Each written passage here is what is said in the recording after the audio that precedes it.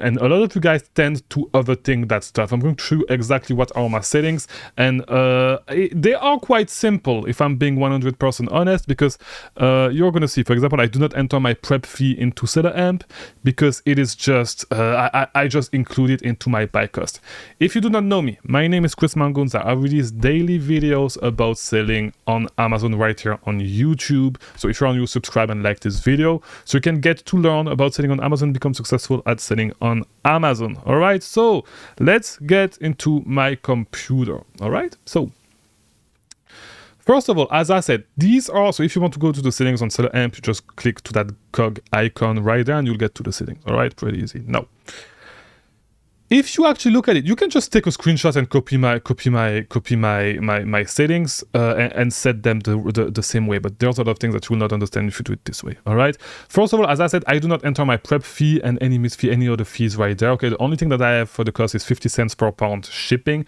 The reason why I don't enter anything is because my cost, I use this spreadsheet to calculate my cost, and I include my prep cost in my shipping. Okay, in my shipping, not in my shipping, I'm sorry, in my buy cost. Okay, so let's assume that I'm buying. By the way, you can get that spreadsheet with the link in the description. Okay, you can get my product cost calculation spreadsheet 100% free with the link in the description. Get it. This is what I use all the time to calculate my cost. Okay, not only it helps you manufacture margins, but you get your exact cost. So you enter your prep cost right there. And so you enter your price, your gift card percentage, cashback, all that stuff.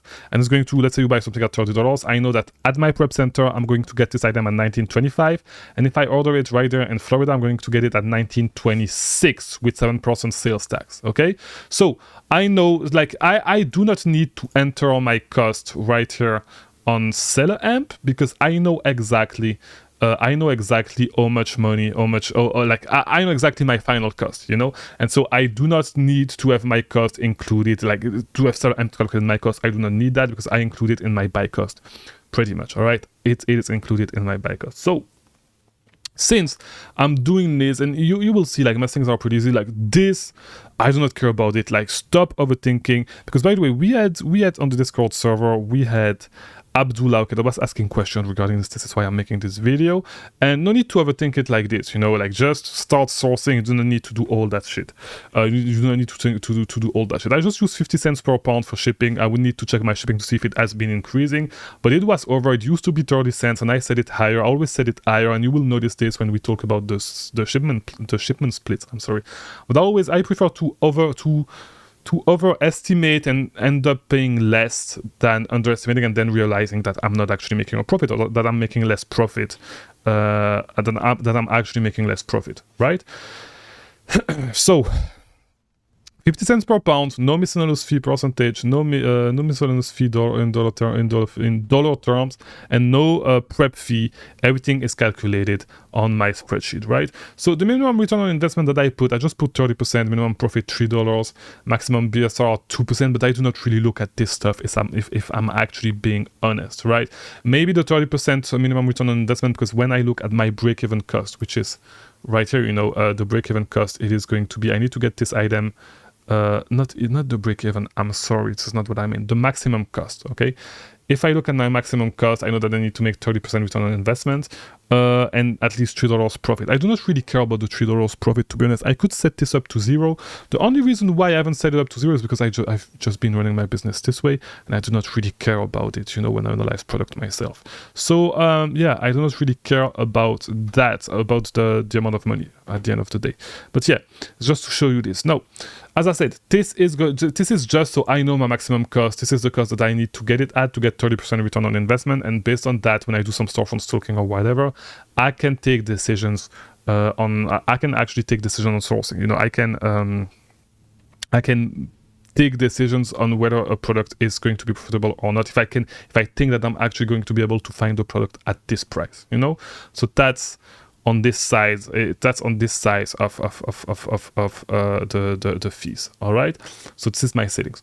Now, you will notice that my inbound placement, the inbound placement fee, I use minimal shipment splits because this is the highest fee that pretty much this is going to estimate with the highest fee that I potentially going to pay. The reason why I do this is because, to be honest, if you run your business at scale, you buy a lot of units and you send huge shipments, it is going to be fine. Most of the time you're going to be able to do all the time you're going to be able to do Amazon optimized splits, and you will not have to pay this fee.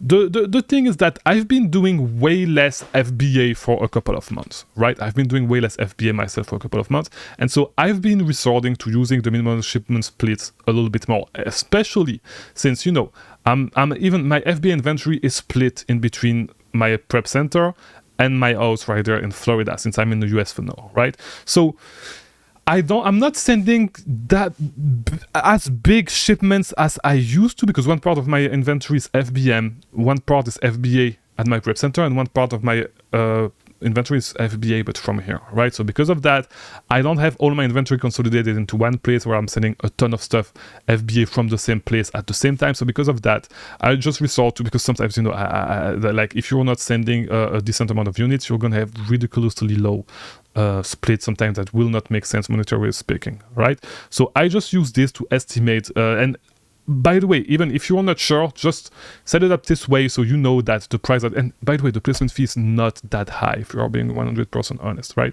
But just that way, you know that you are, like, worst case scenario, you're going to still be profitable, right? So this is the way you want to do it. And if you really need to change stuff up, if you really want to see, because you know that you're going to buy 100 units, you do not care about it, you just click here on seller amp, right? You just click here to cycle through the three different placement fee that you can do. So if you do optimize whatever, $0 fee. If you do I forgot what it's called, partial shipment splits, you're going to pay 24 cents. And if you click once again, it's going to be I forgot, but it's the maximum fee that you're going to pay. All right, and I actually should have clicked here. If you click right there in the fees, I'm sorry, I should have showed you. If you click here, you're going to be able to cycle through them. All right, so yeah. But yeah, if we go back here, you know, yeah, the minimum shipment splits is the way I do it. It's just easier. It's just easier this way. And I once again, you know, I think this is where I want to really tell you about. This is where I want to go really with this. You know, at the end of the day, it's better to overestimate to underestimate, because I'd rather overestimate and make more profit than expected than underestimate. And it's always going to be the way that I run my business, you know? So the FBM costs $5 because most of the stuff that I sell FBM is going to be under 8 Oz. Under 8 Oz, you can assume that you're going to pay like $5, around $5 on average for those items, all right? Storage time, I just leave it at 0, okay? I know pretty much how much, like, I understand the fees. And here's the thing, if you really want to do it, just do 1 month, okay? Just do 1 month or 2 months, set it as 1 month and 2 months. You are sure that your storage fees are included into your calculation.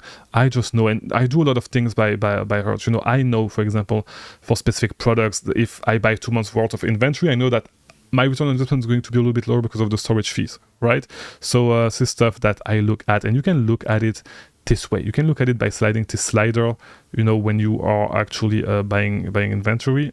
And for example, if we set it as 3 months, let me do this. If we set it as, okay, for whatever reason, it looks like it is not registering on this product. So I don't know, maybe something is wrong with here we go. Maybe something is wrong with, I think maybe something is wrong with seller amp right now, but I pretty much know all the time if I'm buying something, I know, like I get an idea. You do not have to do it like me. If you want to just set it as 1 month or 2 months, you get an idea, depending on how fast your inventory is selling on average. But I just set it as 0, and I just, you know, do some mental, I look if things looks right for me mentally. So that's pretty much all I set. Of course, always turn on all the quick info. Easy way to get some quick infos on seller amp. That's pretty much my settings, guys. So hopefully this video has been helpful. You can just copy my settings if you want to do the things the same way as I do, but find the settings, at the end of the day, find the settings that are going to work with you. Okay, try experimenting a little bit. This is not something that really matters at the end of the day. There's no right way to do it. Just set the settings the way that works for you. Make sure that you understand your numbers, and of course, like, yes, there are some ways. There's not a right way, but there's definitely a wrong way to do it, you know? So, yeah, hopefully this video was helpful. If it was, leave a like, do all that YouTube stuff. I'll see you tomorrow for a new video. Thank you for watching.